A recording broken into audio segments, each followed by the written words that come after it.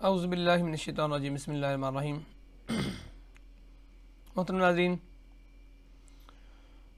اس سے پہلے گزشتہ ویڈیو کے اندر آپ کے سامنے یہ جو کتاب ہے، یہ دوبارہ آپ کو اس کا جو ٹائٹل پیج ہے وہ دکھا رہا ہوں۔ پردہ، اس کو تحریر کیا ہے مولانا سید ابو العلا مودودی رحمۃ اللہ علیہ نے، اور اس کو Islamic publications private limited Lahore سے شائع کیا گیا ہے۔ اس کے جو پہلے 5 ابواب ہیں ان کا میں پہلے ذکر کر چکا ہوں، اور ان میں جو 5 جو تھے وہ نوعیت مسئلہ کہ مسئلے کی نوعیت کیا ہے، عورت جو ہے وہ مختلف ادوار میں یونان، روم، مسیحی یورپ، جدید یورپ اور نئی مغربی معاشرت میں اس کی کیا کیفیت رہی ہے، دور جدید کا جو مسلمان ہے اس کی کیا صورتحال ہے اور وہ کیوں اس طرف آیا ہے، نظریات کون سے ہیں اس حوالے سے جو عورت کے حوالے سے ہیں، پھر نتائج اس کے کیا برآمد ہوئے ہیں۔ تو اس حد تک بات کل ہو چکی تھی۔ آج کی ویڈیو کے اندر اس کے جو اگلے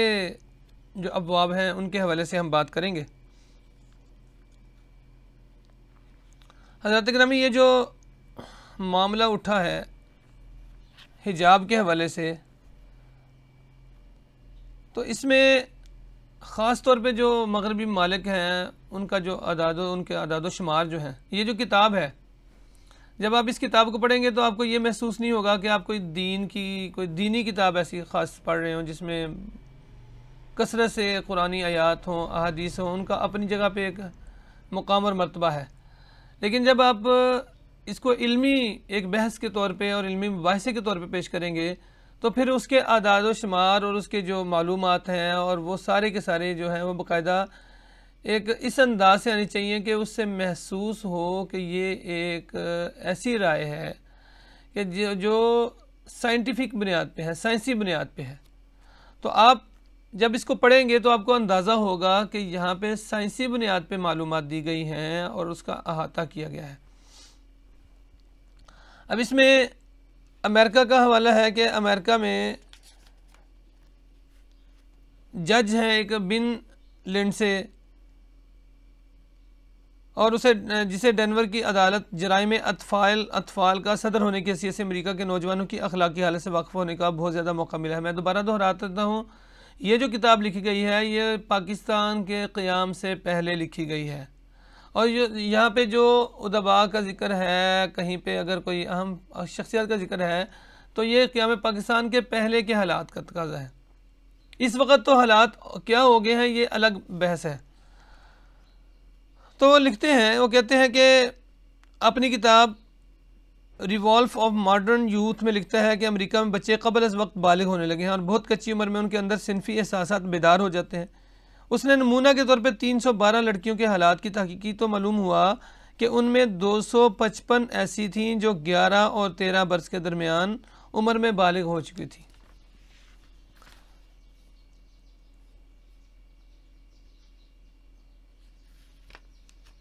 تعلیم کا مرحلہ ہے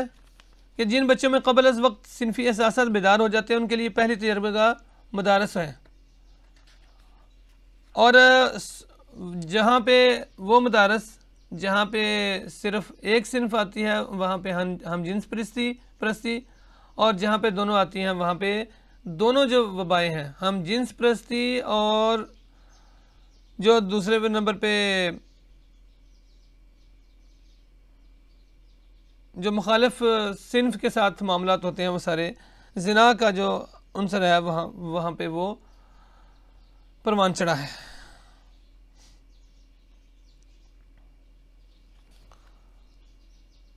تین جو زبردست محرکات ہیں اس حوالے سے وہ کون سے ہیں کہ یہ ایک امریکن رسالہ ہے جس میں ان اسباب کو جن کی وجہ سے وہاں بد اخلاقی کی غیر معمولی اشاعت ہو رہی ہے اس طرح بیان کیا گیا ہے۔ 3 شیطانی قوتیں ہیں جن کی تسلیس آج ہماری دنیا پر چھا گئی ہے، یعنی یہ ایک مغربی مصنف ہے وہ لکھ رہے ہیں۔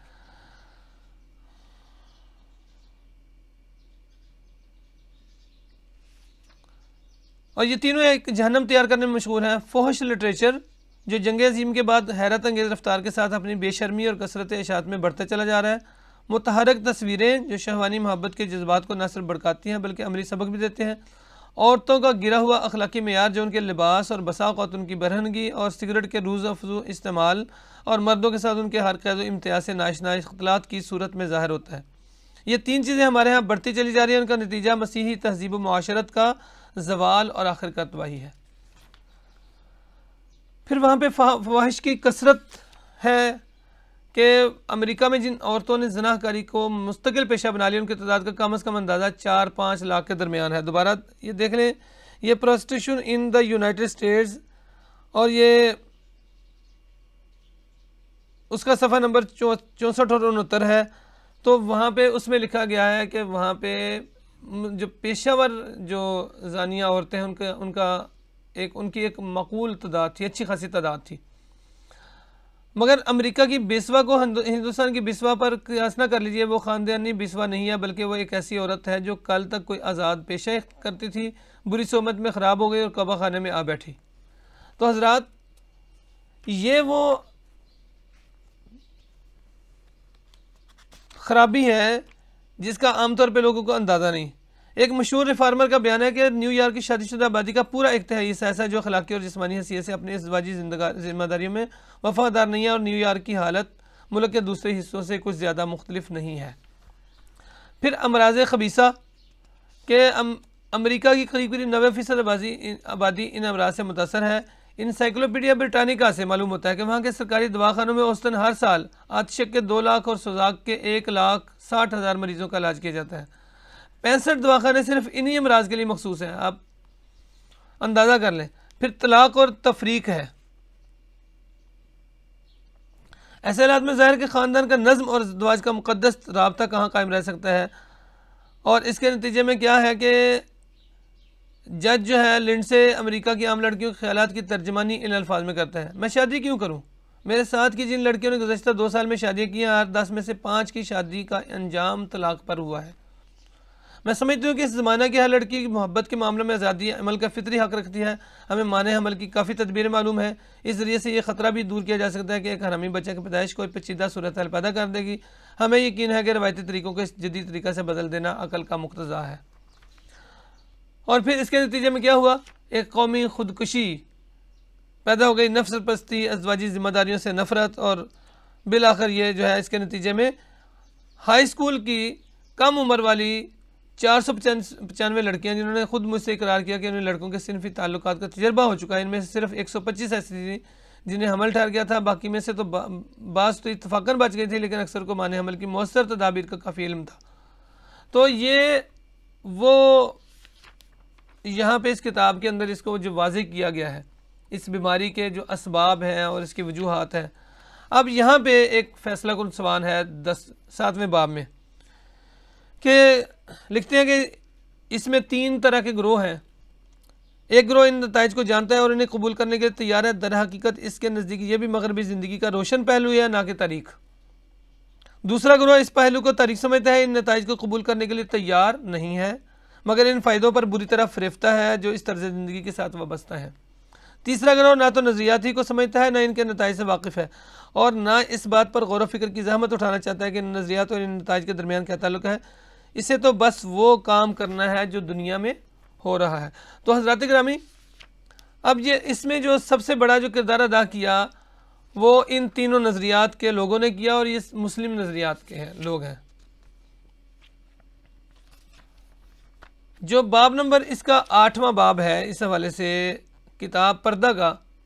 اس میں سے کچھ آپ کو چیزیں بتانا چاہتا ہوں۔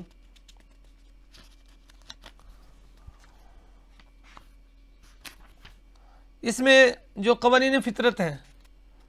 اللہ تعالیٰ نے وَمِن كُلِّ شَيْءٍ خَلَقْنَا زَوْجَيْنِ کہ اللہ فرماتے ہیں کہ زوجین،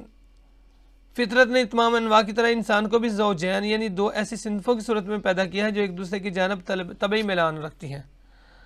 اور تمدن کی یہ جو تخلیق میں صنفی جو کشش ہے اس کا اثر رکھا ہے، یہ باقی مخلوقات میں ایسا نہیں ہے۔ اور اس کا یہ کیوں کیا ہے؟ تاکہ تمدن، اس کے حوالے سے جو نقطہ ہے، ذیلی نقطہ، تمدن کا بنیادی مسئلہ کہ اس سے تمدن چل سکے، مدنیت صالحہ کے لوازم ہیں وہ کون کون سے ہیں کہ میلان صنفی کی تعدیل ہو، یعنی ان کے درمیان ایک عدل ہو، اور پھر جب عدل ہوگا تو اس کا نتیجہ کیا نکلے گا کہ یہ بہت سارے جو کام جو گزشتہ ابواب میں بیان کیے گئے ہیں پھر وہ نہیں ہوں گے، زنا کا رجحان نہیں ہوگا۔ اور اس میں جو اہم ترین معاملہ ہے وہ ہے خاندان کی تاسیس، اور سب سے پہلے جس چیز پر نظر پڑتی ہے وہ یہ ہے کہ تمام حیوانات کے برعکس انسان کا بچہ نگاہ داشت اور پرورش کے لیے بہت زیادہ وقت، محنت اور توجہ مانگتا ہے۔ خاندان کیوں قائم کیا جائے، اس کی وجہ یہ ہے، اور اسی کے تحت اگر ہم دیکھیں تو یہ ایک پورا نظام ہے خاندان کا، اور اس کی وجہ سے جب خاندان کی طرف آپ بڑھیں گے تو پھر لامحالہ کیا ہوگا کہ صنفی جو آوارگی ہے اس کا بھی سدے باب ہو جائے گا، اس کا خاتمہ ہو جائے گا، اس کے آگے ایک بہت بڑا بند بندھا جا سکتا ہے، اور بالآخر جو ہے اس کے نتیجے میں زنا اور جو اجتماعی مظالم ہے اس میں کمی آتی ہے،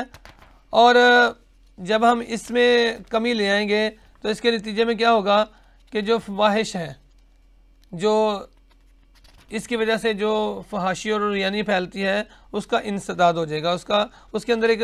رکاوٹ پیدا ہو جائے گی، اور بالآخر جو زوجان ہیں ان کی جو اگر ان کے درمیان عدل رہے گا تو اس کے نتیجے میں پھر معاشرہ ایک صحت مند معاشرہ وجود میں آئے گا۔ اب یہاں پہ ایک سوال کیا جاتا ہے،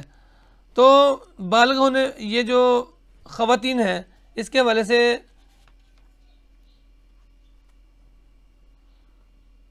کہ علم الحیات بایولوجی کی تحقیقات سے ثابت ہو چکا کہ عورت اپنی شکل و صورت اور ظاہری اعضاء سے لے کر جسم کے ذرات اور پروٹین مالیکیولز، ٹیشو سیل تک ہر چیز میں مرد سے مختلف ہے۔ تو جب یہ ہے مختلف تو پھر لامحالہ کیا ہوگا، اس کے نتیجے میں دونوں کے قوانین مختلف ہوں گے۔ تو حضرات گرامی، یہ سارا جو باب ہے یہ بنیادی طور پہ اس کا مقصد یہ ہے کہ ہمارے سامنے وہ اس کے فوائد رکھے جائیں، اور یہ جو مرد اور عورت کے لیے جو مختلف قوانین جو وضع کیے گئے ہیں اس کی وضاحت کی گئی ہے کہ کیوں کیے گئے۔ اب اس حوالے سے نامہ جو باب ہے وہ انسانی کوتاہیوں پر ہے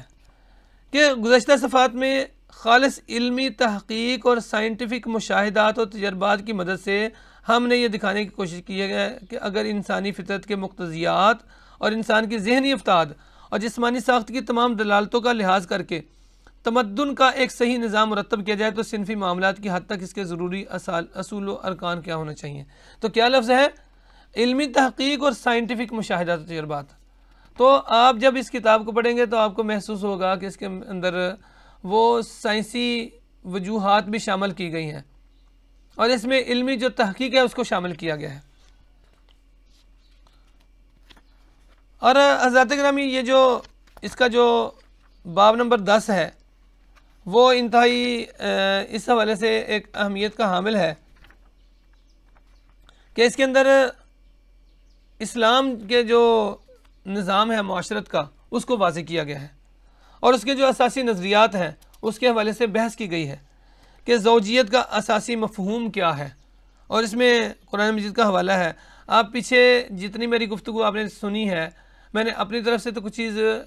ایک دو اضافہ کیا ہوگا، ورنہ یہاں پہ پچھلے پورے حصے میں ہمیں شاید قرآن اور حدیث کے حوالے سے چند ایک چیزیں ملیں، ورنہ ہمیں مغربی جو اہل علم ہیں اور وہاں پہ جو ڈاکٹرز ہیں اور جو ماہر ہیں اس حوالے سے، حیوانات کے ماہر ہیں، بایولوجی کے جو ماہر ہیں، انہی کا تذکرہ ملتا ہے، یا کچھ وہاں کی جو حالات حاضرہ کے حوالے سے جو لوگ وہاں پہ بیان کرتے ہیں ان کا سارا جو معلومات کا تبادلہ کیا گیا ہے۔ یہاں پہ آگے 10ویں باب میں جب اسلامی نظام معاشرت کی بات آئی ہے تو اس کا آغاز ہی قرآن مجید سے ہے، اور اس میں اللہ فرماتے ہیں سورہ زاریات کے اندر 49 اور 51 یہ آیات ہیں کہ وَمِن كُلِّ شَيْءٍ خَلَقْنَا زَوْجَيْنِ، اور ہر چیز کے ہم نے جوڑے پیدا کیے ہیں۔ تو حضرات یہاں پہ وضاحت کی گئی ہے کہ اللہ تعالیٰ نے یہ جوڑے کیوں بنائے ہیں اور ان کا مقصد کیا ہے اور یہ مدعا کیا ہے۔ اور یہ ایک مکمل باب پوری تفصیل کے ساتھ اس باب کے اندر جو اسلامی نظام معاشرت ہے اس کے حوالے سے ساری کی ساری چیزیں لکھی ہیں اور بیان کی ہیں ساری کی ساری چیزیں. اور یہ جو نکات ہیں اگر ان کو ہم ذیلی نکات کو دیکھیں تو اس کے خاص طور پہ 12 نکات تو وہ بنتے ہیں جن کا جو براہ راست جن کا یہاں پہ احاطہ کیا گیا ہے. اور اس کے علاوہ جو اگر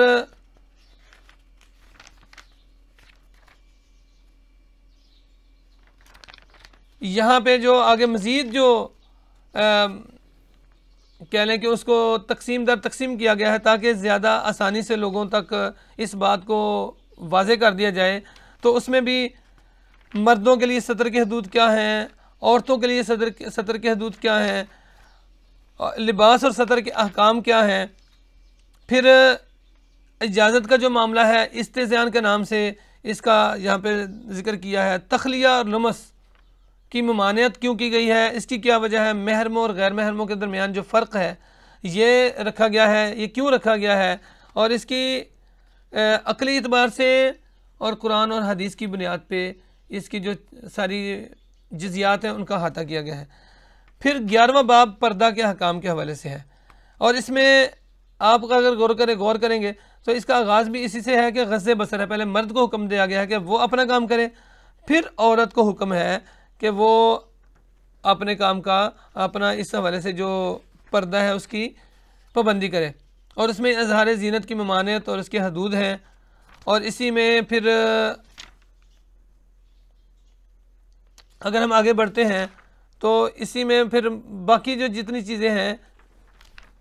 میں آپ کے سامنے اس کو بیان کر دیتا ہوں تاکہ تھوڑی سی. چہرے کا حکم ہے اس میں، اس کے حوالے سے حکم دیا گیا کہ چہرے کو آپ نے کیسے رکھنا ہے. پھر اگر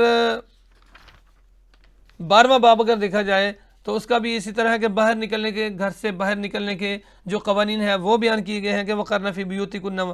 تو اس کی جو وضاحت ہے کہ حاجات کے لیے گھر سے نکلنے کی اجازت، مسجد میں آنے کی اجازت اور اس کے حدود، یعنی اسلام نے کوئی چیز ادھوری نہیں بیان کی، ہر چیز کو بیان کیا ہے بڑی تفصیل کے ساتھ. مسجد میں آنے کی شرائط کیا ہیں. پھر اگر ہم اس کو دیکھیں تو حج میں عورتوں کا طریقہ کار، جمعہ عیدین میں عورتوں کی شرکت، جنگ میں عورتوں کی شرکت، یعنی ہر ایک کے لیے یوں کہہ لیں کہ واضح کر دیا گیا ہے ہر بات کو. اور اس کے بعد جو 13واں باب ہے اس میں اس بات کا اس انداز سے ختم کیا گیا ہے کہ یہ ہے وہ نقطہ عدل اور مقام توسط جس کی دنیا اپنی ترقی اور خوشحالی، اخلاقی امن کے لیے محتاج اور سخت محتاج ہے. حضرات آج یہ بات طے ہو چکی ہے کہ دنیا چاہتی ہے کہ اس کے اندر ایک عدل ہو. تو عدل کہاں سے مل سکتا ہے؟ اس کے حوالے سے جتنی وضاحت اسلام نے دی ہے اور جتنے زبردست طریقے سے، اور نہ صرف اس کو تھیوریٹیکل پیش کیا بلکہ پریکٹیکل پیش کیا ہے. اور اس کتاب کے اندر یہ جو دوبارہ میں آپ کو دکھا رہا ہوں، اس کتاب کے اندر مولانا مودودی رحمۃ اللہ علیہ نے انتہائی خوبصورت انداز سے اور اردو ادب کو مد نظر رکھتے ہوئے اور اس کے جو سلاست ہے اس کو مد نظر رکھتے ہوئے اس کی جو سہل پسندی ہے، یعنی اس کو کوشش کیا ہے کہ وہ مشکل الفاظ جو ہیں وہ نہ ہوں، عام فہم فرد کے لیے ہوں، ہر فرد کے لیے ہوں، وہ فرد بھی سمجھ سکے جو PhD اسکالر ہے اور وہ بھی سمجھ سکے جو عام ایک قاری ہے. حضرات جب آپ اس کا مطالعہ کریں گے تو انشاءاللہ تعالی مجھے امید ہے کہ آپ کو پردے کے حوالے سے جو معلومات ہیں وہ انشاءاللہ تعالی آپ کو پوری شرح صدر کے ساتھ اور پوری تفصیل کے ساتھ مل جائیں گی. امید ہے انشاءاللہ آپ کو موقع ملے آپ ضرور اس کا مطالعہ کریں گے. اگر آپ اس کے حوالے سے میری کوئی ہیلپ کی ضرورت ہے، میری مدد کی ضرورت ہے تو انشاءاللہ میں حاضر ہوں. اللہ تعالی ہمارا حامی و ناصر ہو.